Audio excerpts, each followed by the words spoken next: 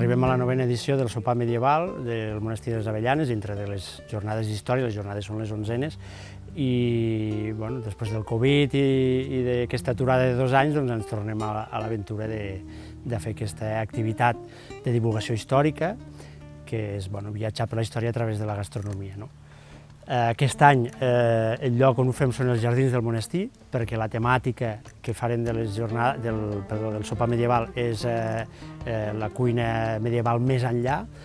Anem al més enllà, que vol dir que anem a saltar ja fora de l'edat mitjana, com la cuina de l'edat mitjana va anar evolucionant amb l'entrada ja de nous ingredients del Nou Món. Amb això vam pensar com trobem aquest punt intermig i vam dir, sortim de Catalunya, ja que fem les missions, no ens n'anem al Nou Món, però trobem un punt intermig. Aquest punt intermig va ser Madeira. Ens anava molt bé perquè el nostre xef és nascut a Madeira i és una illa molt interessant perquè ens arriba ja els primers ingredients del Nou Món, en aquest cas d'Amèrica, com el panís, com els plàtans, com la patata, i serà un lloc d'experimentació abans de l'entrada al Vell Món, és a dir, a Europa. I veure com la cuina actual de l'illa de Madeira reflecteix tota la història dels orígens de la nostra gastronomia, des de la base medieval, que encara es nota en molts plats, l'afegitó d'altres productes provinents des del nord d'Europa amb el bacallà fins a fruites i espècies que venen d'altres continents, etc. I com totes aquestes influències van dipositant-se i formant la cuina que avui coneixem. La cuina actual de l'illa de Madeira és una cuina deliciosa, té uns plats molt bons, i hem volgut provar-ho a través d'aquesta experiència, agafant la illa de Madeira com a model.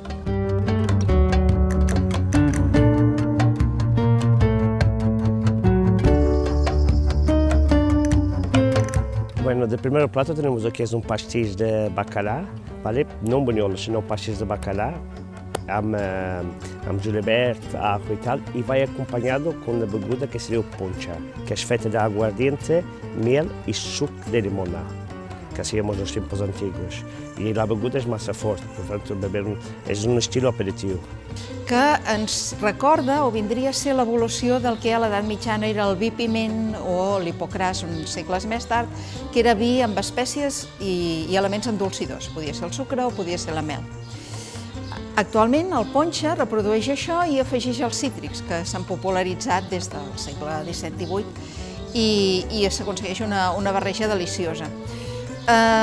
Com a element sòlid en aquests entrants hi ha un pastís de bacallà, que és amb un format individual, una barreja de puré de patates i bacallà esmicolat.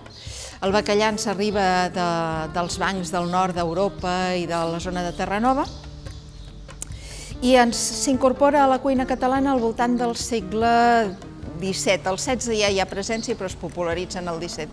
I a l'illa de Madeira passa, si fa no fa el mateix. Igual que arriba a Portugal, perquè els portuguesos són els primers navegants que arriben cap a aquestes zones de Terra Nova, porten el bacallà, l'expandeixen cap a Catalunya, perquè hi havia molt comerç Portugal-Catalunya en els segles XVII i XVIII, i el porten també cap a l'illa de Madeira, que és colonitzada pels portuguesos. I aquest petit pastís individual ens reflecteix tota aquesta història i aquesta barreja d'ingredients de tot el món fins a arribar a la confecció d'un plat deliciós.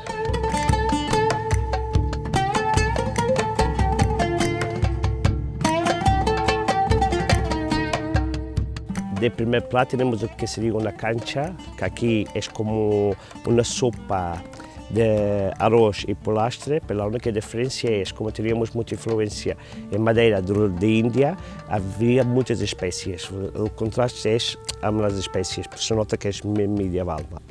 Els orígens d'aquesta sopa sembla ser que són asiàtics, però si mirem la cuina medieval, tant catalana com portuguesa, també trobem uns precedents de preparacions de pollastre dintre de brou, preparacions on s'hi afegeix l'arròs a partir del segle XIV, cap al XV-XVI ja és una miqueta més habitual, el XIV encara és un producte car i que només arriba a les classes més benestants, i aquesta barreja d'ingredients després incorpora productes procedents d'Amèrica com el tomàquet i arriba a ser un brou realment deliciós. Complementant aquesta sopa de pollastre i arròs hi ha el bolo do caco.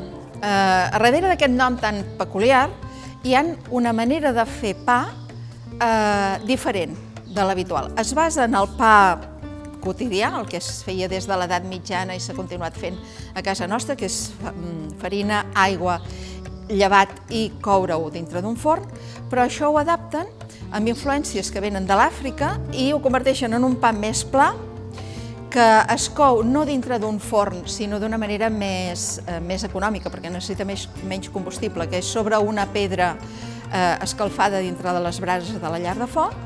El ser més prim es cou més ràpid i afegeixen també patata per alleugerir la càrrega de farina, perquè hi havia moments en què de farina de blat n'arribava poc a l'illa i la patata permetia d'alleugerir-ho.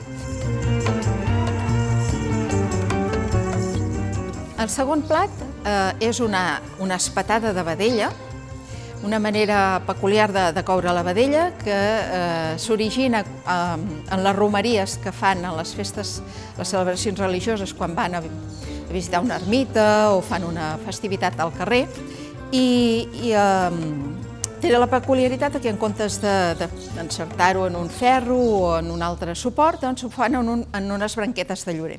Bueno, feta per intercots, que és marinada 24 hores abans amb l'orel i sal, i la idea d'aquesta brocheta és que va amb els pallos de l'orel mateix, perquè agafa molt sabor amb l'orel, ¿no? Y eso, curioso, va acompañado con lo que es un puré de maíz frito, ¿vale? Que en Madeira, claro, teníamos mucho maíz y todo lo que sobraba del día anterior, del día después, claro, nosotros aprovechávamos y fríamos, y era de acompañamiento tanto con la carne y como de pescado. Aquesta carn de vedella, el xef Ovi Cabral ens proposa acompanyar-ho de pa de millo, que és un pa fet a partir de farina de blat de moro, que s'ha de coure dintre d'una olla remenant-ho amb aigua fins que queda ben cuita la farina, després s'aplana, es talla en porcions i es passa una miqueta, es fregeix una miqueta. És una preparació que trobem també molt semblant a la zona del nord d'Itàlia, és la famosa polenta, és molt similar, i també ho trobem en zones del nord de Portugal i Galícia, allà on el blat de moro es conreava amb facilitat i es converteix en un substitut del blat i de la patata.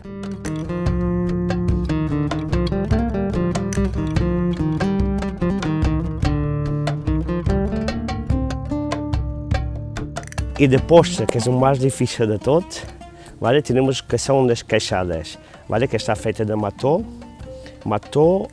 ou e laranja, e já está, resmesh, que bueno, é um postre que comemos basicamente os pobres, não? E depois o postre principal, que aqui sí, que porta muitíssimo trabalho, é um postre que porta 34 ingredientes, tem que estar feito 48 horas antes, porta muitíssimas espécies, não porta reis de ovo, não porta reis de chocolate, senão espécies, harina e o ingrediente de base mais importante és el miel de canya de sucre. Quan entrem a l'apartat dels postres, és quan trobem els orígens medievals més ben conservats. Les queixades és una mena de pastís de formatge, però molt semblant a un preparat medieval que a la cuina catalana es diu flaons, a la cuina mallorquina encara es conserva i encara se'n fan a les llars, també associat a les festivitats, generalment a la Quaresma, les festivitats religioses, i també aquests flaons es troben també a la cuina gallega en format de queixades, també amb un nom molt semblant, i s'expandeix per bona part d'Europa. Per complementar aquesta primera postre tindrem després el bolo de mel, que vindria a ser com un pa, però més esponjós, on s'hi afegeixen fruits secs, s'hi afegeixen fruites confitades, que la illa de Madeira, a través dels convents i de la producció de canya de sucre, va excel·lir en la preparació de confitures, melmelades i dolços diversos que exportaven a molts països d'Europa. I aquest bolo de mel està associat a les festes nadalenques. La tradició deia que les famílies l'havien de fer el 8 de desembre i llavors el començaven a consumir per Nadal. Però té la peculiaritat que es conserva molt bé i es conserva durant mesos i fins i tot durant un any, perquè una altra de les tradicions deia que els romanents del bolo de mel produït l'any anterior s'acabaven de consumir el dia 8 de desembre, que és la festa de la Puríssima Concepció. Por eso el pastis es negro por la miel. Y aquest pastís, claro, hacemos casi 48 horas antes, y se conserva fuera de la nevera durante un año. Y ese básicamente en Madeira comían los ricos, los monasterios, comían los pobres no, pero los ricos sí, ¿no? Y ese postre va acompañado con vino de Madeira, vino internacional de nostra isla. És un vi que ja al segle XVI, des de l'illa de Madeira, s'exportava cap a Gran Bretanya, s'exportava cap a França, que va aconseguir un gran prestigi, perquè és un vi, generalment les varietats dolces són les que més s'han difós, és un vi molt bo, el clima de Madeira és ideal per a aquest tipus de vins, i va aconseguir tanta fama que surt, per exemple, esmentat a les obres de Shakespeare o s'incorporen als receptaris francesos de l'alta gastronomia francesa ja en el segle XVII i XVIII, amb moltes preparacions dolces o també amb salses de Madeira per acompanyar les carns.